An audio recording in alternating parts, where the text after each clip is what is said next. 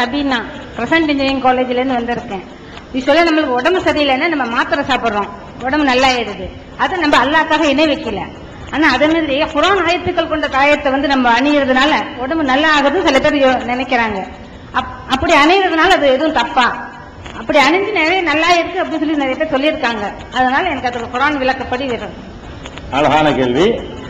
இப்ப நமக்கு உடல்நிலை சரியில்லை, மாத்திரை சாப்பிடுறோம், மாத்திரையின் மூலமா குணமாக நினைக்கிறோம். இது வந்து அல்லாஹ்வுக்கு இணை வைக்கிற காரியம் இல்ல. அல்லாஹ் குணமாக நம்ம சும்மா இருக்கிறது இல்ல. மாத்திரை மேல நம்பிக்கை வைக்கிறோம். நோய் வந்தா மாத்திரை மேல என்ன செய்யறோம்? நம்பிக்கை வைக்கிறோம். அதை வந்து செஞ்சிடறோம். அது இல்ல. அதே மாதிரி நோய் வந்து ஒரு தாயத்தை போட்டா குணமாகுது.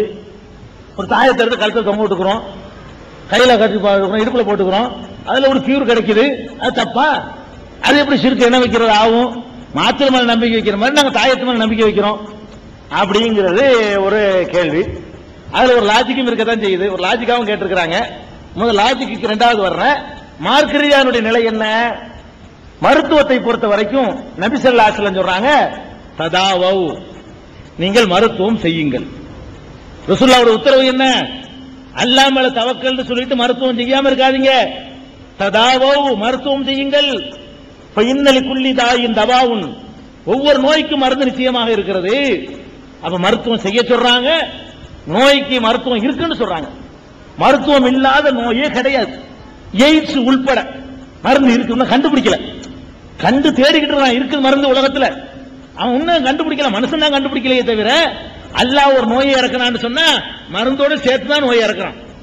ஒரு காலத்துல அம்மைக்கு மருந்து இல்லைன்னு இருந்தான். இல்லைன்னா என்ன அர்த்தம்? கண்டுபிடிக்கலன்னு அர்த்தம். இப்ப கண்டுபிடிச்சான்ல. போலியோவுக்கு மருந்து இல்லைன்னு இருந்தான், இப்ப கண்டுபிடிச்சு வர முடியாம ஆக்குறான்ல. இருக்கு, மருந்து இருக்கு, எல்லாத்துக்கும் இருக்கு. சரி, இப்படி மருத்துவம் செய்ய சொன்ன ரசூல் ஸல்லல்லாஹு அலைஹி வஸல்லம் தாயத்துக்கு வேணான்றாங்க. நமக்கு என்ன அளவுகோல்? அல்லாஹ்வும் ரசூலுக்கும் தெரியாத லாஜிக்கை நம்ம பேசக்கூடாது. ரசூல் ஸல்லல்லாஹு அலைஹி வஸல்லம் என்ன பண்றாங்கன்னா, நோய்க்கு மருந்து செய்யப்பா, மருத்துவம் செய்ய தானும் செய்தார்கள், செய்ய சொன்னார்கள், வலியுறுத்தினார்கள். அது ஓகே. தாயத்தை பத்தி பேசி வரும்போது என்ன சொன்னாங்க? மன் தஅல்லக தமீமத்தன் ஃபகத் அஷ்ரக, யார் ஒருவன் தாயத்தை தொங்கவிட்டுக் கொள்கிறானோ அவன் அல்லாஹ்வுக்கு இணை வைத்து விட்டான். இதை தீர்மானிக்கிறது நீங்களோ நானோ இல்ல, ரசூலுல்லாஹ் தீர்மானிக்கிறாங்க.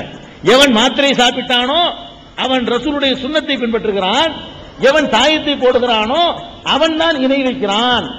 அப்ப ரசூல் ஸல்லல்லாஹு அலைஹி வஸல்லம் அவர்கள் ரெண்டையும் வித்தியாசமா பார்த்திருக்கும் பொழுது நம்மளும் வித்தியாசமா தான் பார்க்கணும். ரசூலுல்லாஹ் ரெண்டையும் ஒண்ணா பார்க்கல. இதை அனுமதிக்கிறாங்க, அது கூடாதுங்கிறாங்க. இது அஹ்மதுல வரக்கூடிய ஆதாரபூர்வமான ஹதீஸ். மன் தஅல்லக தமீமத்தன் ஃபகத் அஷ்ரக.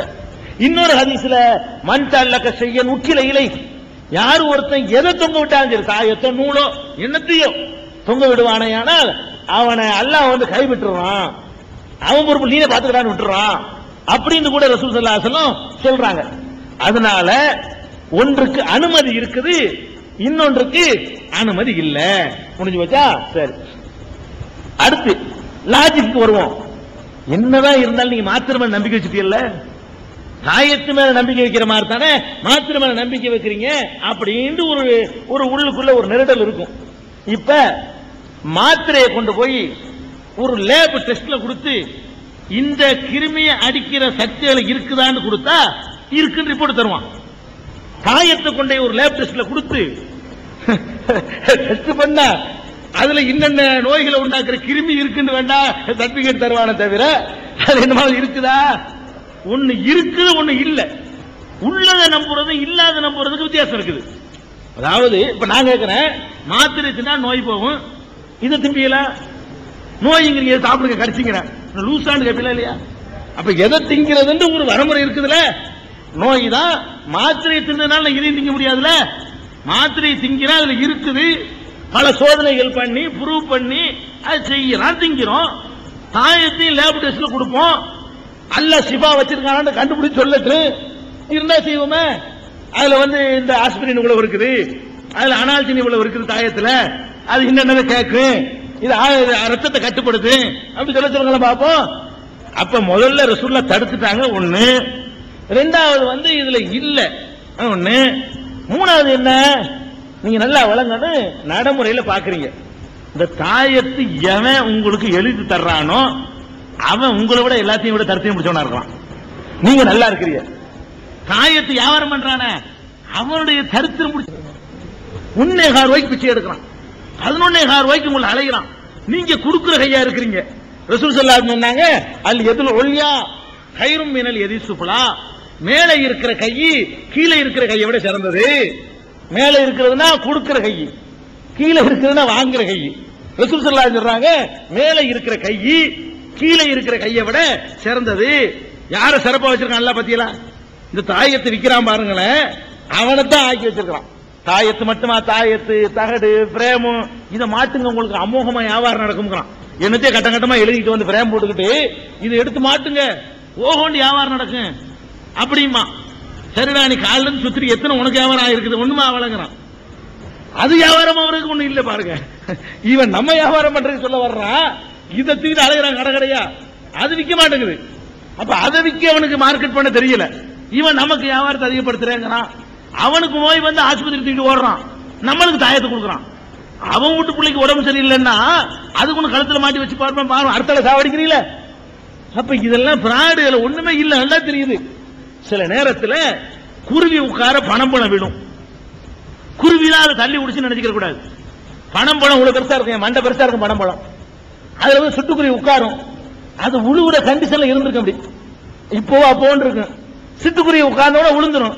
இந்த சிட்டுக்குருவி நினைச்சுக்கிறோமா, நம்ம இவ்வளவு சக்தி இருக்கும், நமக்கு இவ்வளவு பெரிய பழத்தை விட்டு தள்ளிட்டோமே அப்படியாது.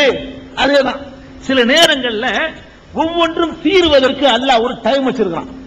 அல்லாஹ் வந்து எனக்கு ஒரு வயிற்று வலியை தந்துட்டான், ஒரு மாசமா ட்ரீட்மெண்ட் பண்றான், ஆவல. ஜனவரி 3ஆம் தேதிக்கு தான் ஆகும்னு அல்லாஹ் எழுதி வச்சிருக்கான். அன்னைக்கு பார்த்து எவனாவது கழுத்துல மாட்டி விடுவான், குணமா போயிடும். மாட்டுறதும் குணமாயிரும், அது மாட்டாட்டாலும் குணமாயி போயிரும். அது குருவி உட்கார பணம் போல விழுந்த கதையா? என்னைக்கு தீரணும் அல்லாஹ் தீர்மானிச்சிருக்கிறானோ அன்னைக்கு போய்கிட்டு நான் ஒரு தாயத்தை போடுவேனா உடனே குணமாயிருமா? என்ன பவர் தெரியுமா? இதானே தவிர சரி போட்ட எல்லாத்துக்கும் ஆகுது. எல்லாரும் தான் பணக்காரன் அவருக்கு போட்டிருக்கிறான், அதே பெர்சன்டேஜ் தான் பிச்சைக்காரன் இருக்கிறான். எல்லா பயலுமே பணம் வர்றதுக்கு தாயத்து போடுறான். எல்லாருக்கும் பணம் வந்துருதா? இல்ல. அந்த பணம் போட்டவன் போடாதவன் கணக்கெல்லாம் கிடையாது. போடாதவன்லையும் பணக்காரன் இருக்கிறான், போட்டவன்லையும் பிச்சைக்காரன் இருக்கிறான். இதெல்லாம் கிடையாது. தற்செயலா 1 2 அப்படி நடக்கும். விட்டவன் விலகும் போது தொட்டவன் கட்டிக்க ஆராமா, ஒரு பழமொழி. விட்டவன் ரப்புல் ஆலமீன் எப்ப விலகி கொள்றான் நோய, அப்ப தொட்டவனு கட்டிக்காரங்க பேர் கிடைச்சிடும். 10 டாக்டர் போவீங்க, குணமே ஆகாது. ஒரு சொங்கி வைத்தியம் இருப்பான், அவன்கிட்ட போய் உட்கார்ந்தவன ஒரு நோவாஜி எழுதி தருவான், குணமான இப்ப நல்லவா டாக்டர். அது விட்டவன் விலகுற நேரம், விட்டவன் விலகும் போது தொட்டவன் கட்டிக்காரன். இதுதான் கதையை தவிர தாயத்துக்கெல்லாம் ஒரு பவரும் கிடையாது, ஒரு சக்தியும் கிடையாது. அறுத்து எரிஞ்சிருக்கவன் எத்தனை தாயத்து நீங்க மதுரை மாநாட்டில் பார்த்திருப்பீங்களா? இந்த பொம்பளை பிள்ளை எல்லாம் உட்கார்ந்து கண்காட்சி நடத்துறேன்னு சொல்லிட்டு வர்ற ஆளுகளுக்கு தாயத்தை இருக்கிற வேலை தான் பண்ணிச்சுவோம். இந்த நல்லா இருக்குது ஒண்ணு ஆவல. உள்ள சினிமா டிக்கெட், பஸ் டிக்கெட் எல்லாம் வச்சு போனோம். தாயத்துல வேற ஒண்ணும் இருக்காது. ஹயாத் பாஷா, சகோதரர் ஹயாத் பாஷா, உங்களுக்கு அப்பாஸ்